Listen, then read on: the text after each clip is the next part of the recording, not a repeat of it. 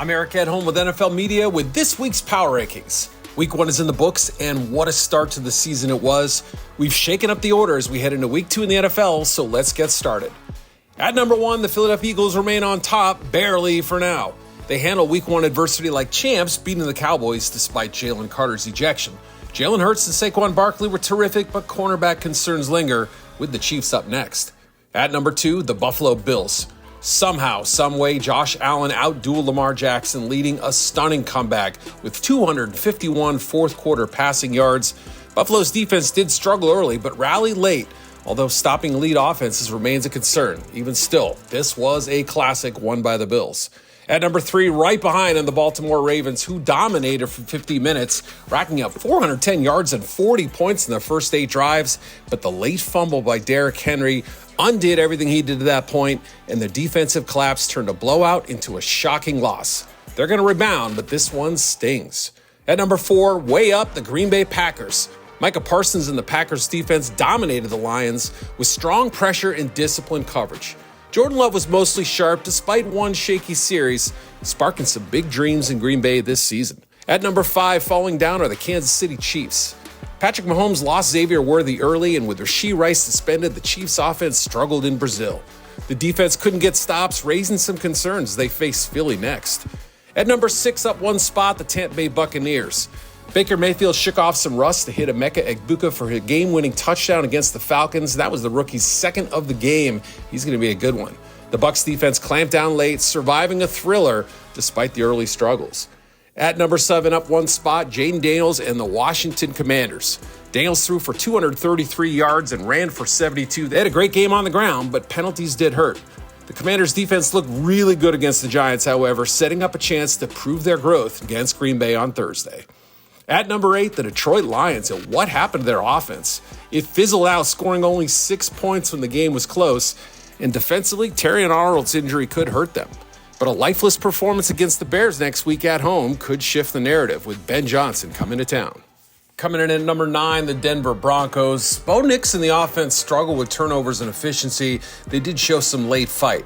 The defense played strong, but special teams errors made it a shaky opener. At number 10, the LA Rams. The defense held Houston to 265 yards, forcing 2 turnovers, including a massive one in the final couple minutes. Matthew Stafford and Puka Nacua delivered offensively, making it a solid start for a team that knows all about slow starts this season.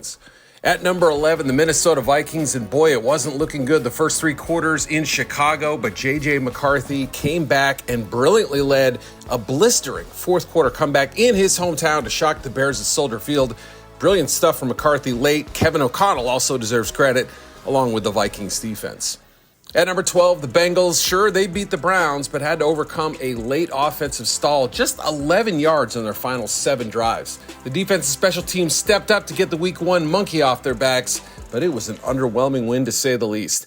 At number 13, the Chargers, and boy, did Justin Herbert dice up the Chiefs' defense in Sao Paulo. Standout performance from him, but also from Quentin Johnson. He stepped up, and Joe Alt looked pretty good at left tackle, replacing Rashawn Slater. That made me think a little bit better about the offensive line in LA.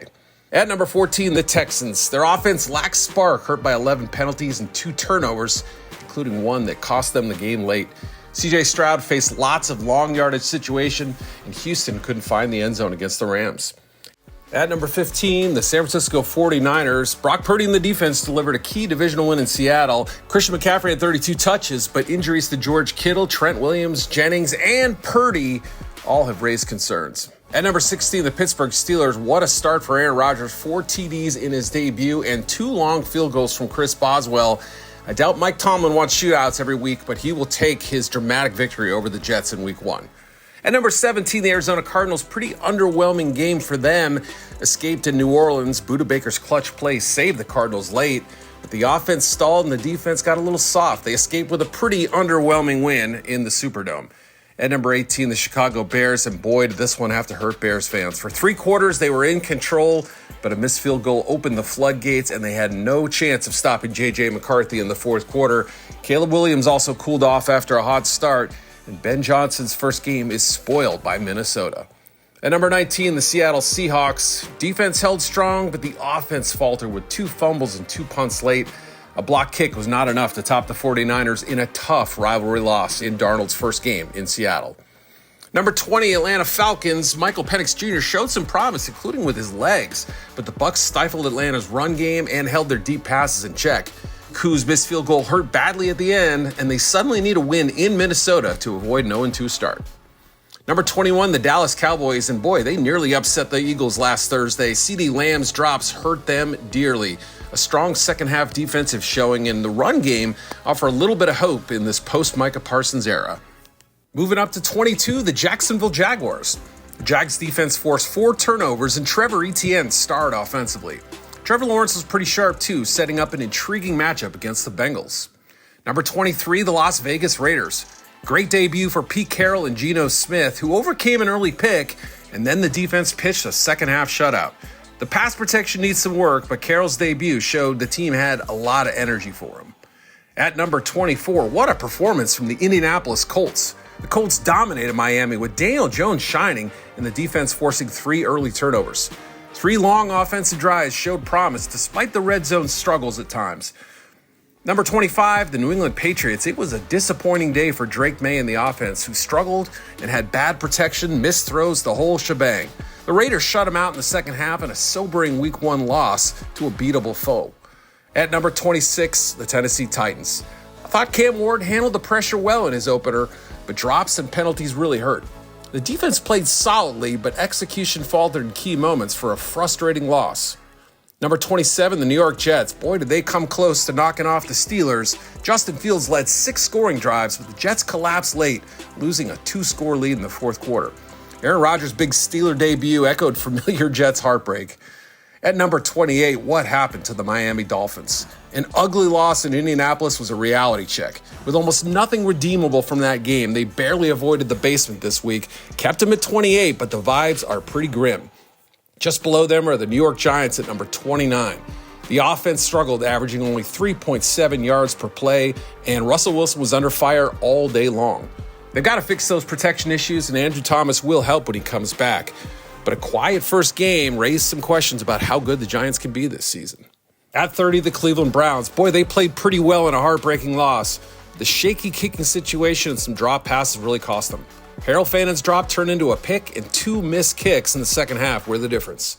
At number 31, the Carolina Panthers. Bryce Young's 2 picks and a fumble hurt, and the run defense allowed more than 200 yards on the ground. Ted McMillan looked good in his debut, but the Panthers need some quick fixes. And bringing up the rear for a second straight week, the New Orleans Saints. Spencer Rattler had a chance to tie it or win it at the end, but the Saints couldn't convert. They missed a short field goal, had 13 penalties, and Rattler missed a lot of throws in the second half. Defense was okay, but tackling issues kind of sealed their fate. And that's it for this week's Power Rankings. I'm Eric Enon with NFL Media.